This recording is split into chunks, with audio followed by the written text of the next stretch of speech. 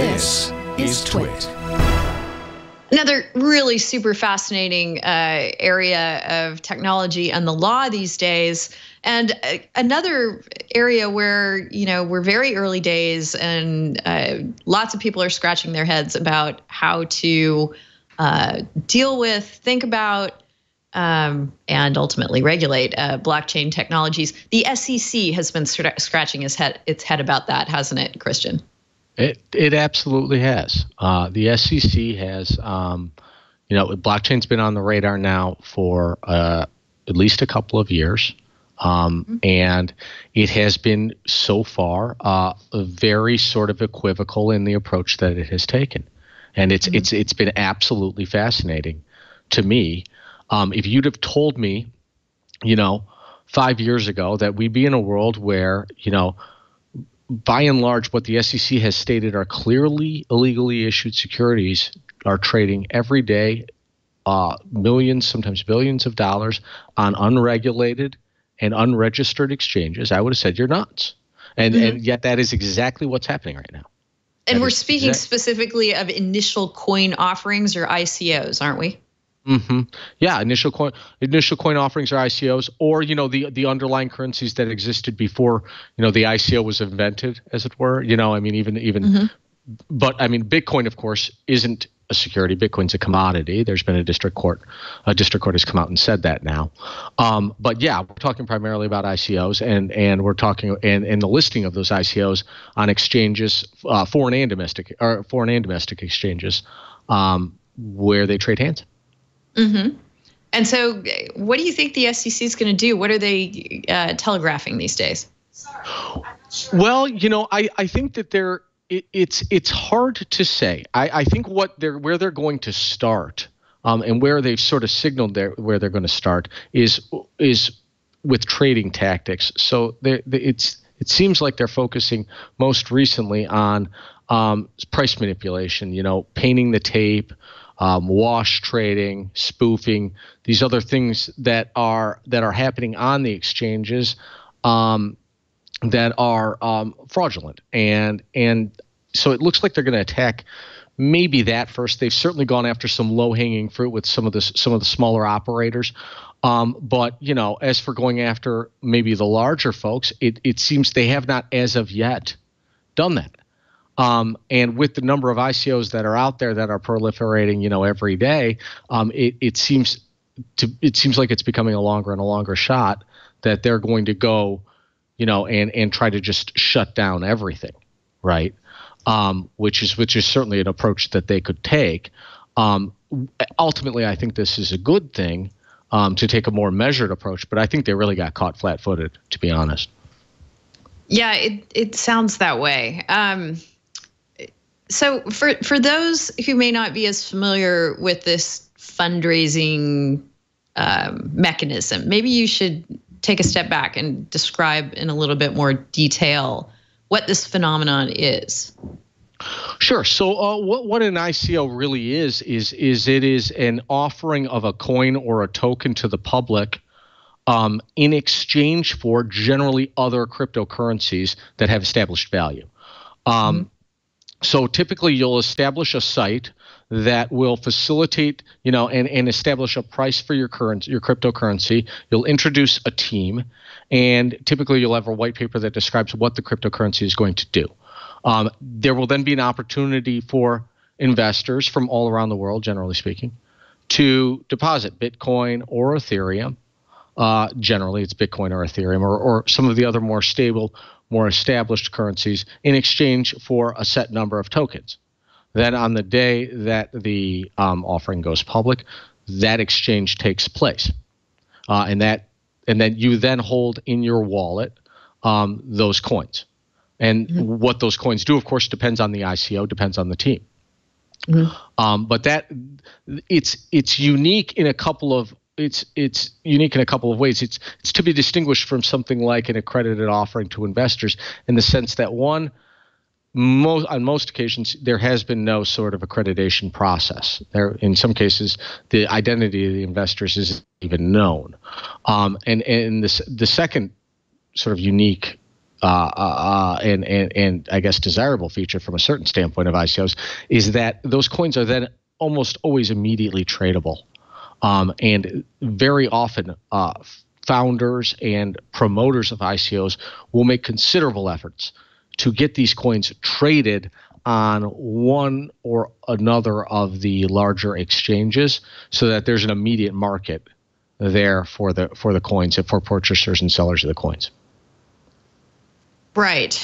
So for the time being, this is just going to continue on, and even though it looks like it should be subject to the securities laws in the U.S. for the time being, all of the various pretty onerous compliance obligations that are on companies that raise money either by doing private or publicly traded securities. For the time being, these by doing it in the form of a token, you're sort of skirting those requirements, correct? Yeah, that's what's happening as a practical matter. It's the question is, what happens when and if the SEC comes knocking at your door? I mean, Chairman Clayton has been very clear in comments that he's made repeatedly that he regards the vast majority of these ICOs to be, basically illegal issuances of stock, of securities. And that most of these tokens are not quote unquote utility tokens. They're securities, and they're regulated by the SEC, and they weren't issued properly. There are some really interesting, and I think, I'm not exactly a securities law expert. There's very interesting approaches being taken by some of the better law firms in the country that have analyzed this issue. Trying to figure out ways to do these token sales in a compliant manner with Reg A plus, with these sort of hybrid Reg D offerings, things of that nature. And those are hopefully there will be an approach that things consolidate around.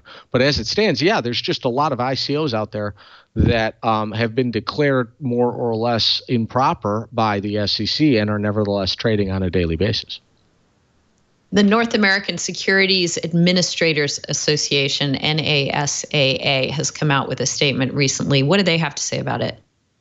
Well, what was really interesting about the NASAA statement was the number of resources brought to bear. They talked about it was the it's a North American entity. It's not just a U.S. entity. And they talked about international cooperation between Canada and Mexico and the United States. They talked about all of these state regulators that are out there, all of the state securities regulators. And folks often forget that, states do have their own securities laws, and they do have their own securities regulators that have been going after some of the more fraudulent, perhaps more egregious ICO promoters, at least to their mind, typically through cease and desist letters. Also, there's, of course, the inquiry approach that the former New York Attorney General took with respect to the exchanges, which is to send them a letter that says, tell me everything, right? But, what that really underscored for me is the enormous task in front of a regulator that would want to attack this issue, fully, right? Mm-hmm. There are a lot of these out there now. And many of these, especially the large ones, are incredibly well resourced. Block One just completed an ICO that lasted a year and netted them over $1 billion, and they can afford the legal fees to defend themselves. There's no question of it. And so it's going to be interesting to see what the SEC does in this environment. It can continue to clearly go after smaller entities, but when will it go after a larger entity that it views as having issued an improper ICO? Is it mostly blockchain using companies that are issuing these? There's nothing to say, Matt's company couldn't, right? Well, no. I mean, no, not apart from the securities laws. I mean, Overstock tried to do something with an ICO. Kodak famously said, we're going to do some blockchain stuff, and their stock went up like 20% or something like that. There was another company that changed its name or put blockchain in there, and I think their stock went up 200%, and trading was suspended and it went back down. But, no, it doesn't necessarily have to be a blockchain-based company. But here's the thing. I think ultimately you're going to need to make a persuasive case for why. Not only why do you need a token, but why do you need a blockchain, right? What magical, wonderful thing is a blockchain going to do for you, do for your company that can't be done with an Excel spreadsheet? And if you can't answer that question, you probably have no business doing an ICO. That's a very nice way to distill it down. Matt has frequently on the show in the past expressed skepticism for needing to have the blockchain in every single aspect of business and life. Do you still feel that way, Matt? Absolutely. I think that like the way you put it is if you don't understand what the difference between Excel sheet and blockchain is, like you probably shouldn't be thinking about it. And I will say that there's many solutions in between that are much more secure than an Excel spreadsheet too. But so I think it's really interesting in terms of is the token a commodity or a security? Because if the token is the entire asset that has the value, and so if you're basically buying a string of characters that you're able to trade and builds a ledger of who owns that string of characters, then it's really by definition more of a commodity than it is security. And I think the district court got that right there in terms of blockchain. So it in the same thing, you think about it, like gold is a commodity that's traded all over the world and holds value, and you want to buy gold when you think that the value of your own currency is overvalued. Right. So, and that's not regulated by the SEC. At least I don't think so. I'm not a securities expert, but so there's when you think about assets that are traded daily as commodities that don't fall under the SEC's regulations. And the question really, in terms of should it be regulated, is the securities law a good fit? And you got to think about what is required on disclosures that companies have to make to trade securities, and are those a good fit for whether the underlying value of a currency is going to be there?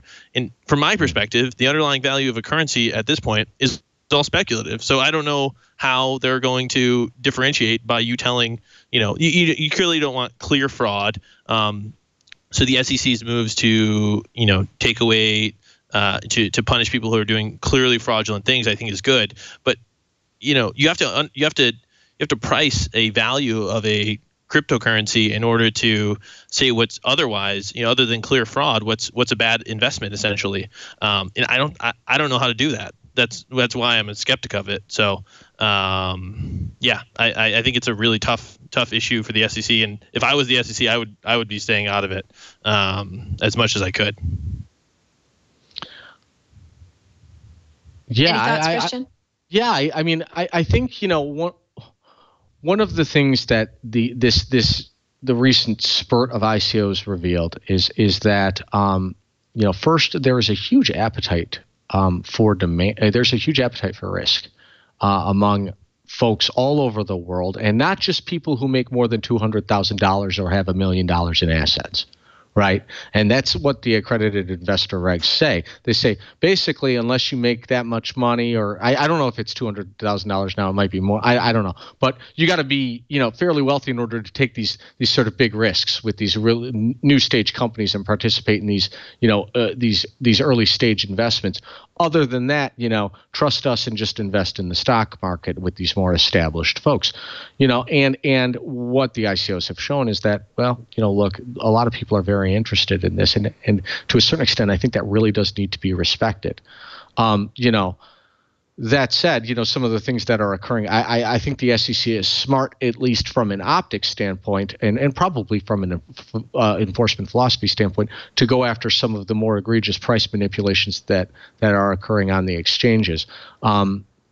There is stuff going on there that's, pump and dumps and things of that nature that are not appropriate and are costing people, real money. And I think there's absolutely a role for them there.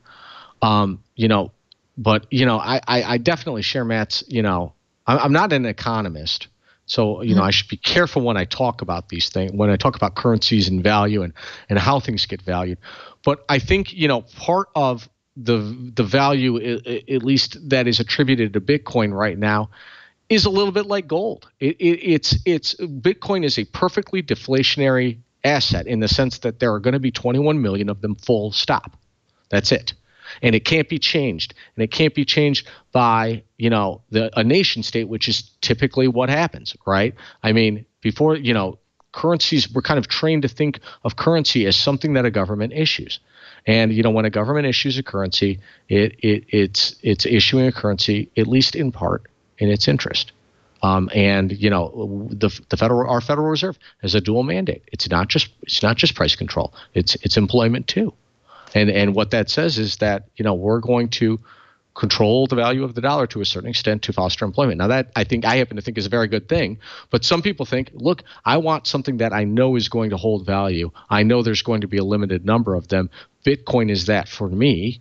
And so, and that I think in part accounts for the price. So I'll just mention as an aside, your partner, Evan Brown, my former co-host, was in the chat room earlier. I hope he's still watching so that I can just point out, hey, Evan, it's 2018 and we're still talking about Bitcoin.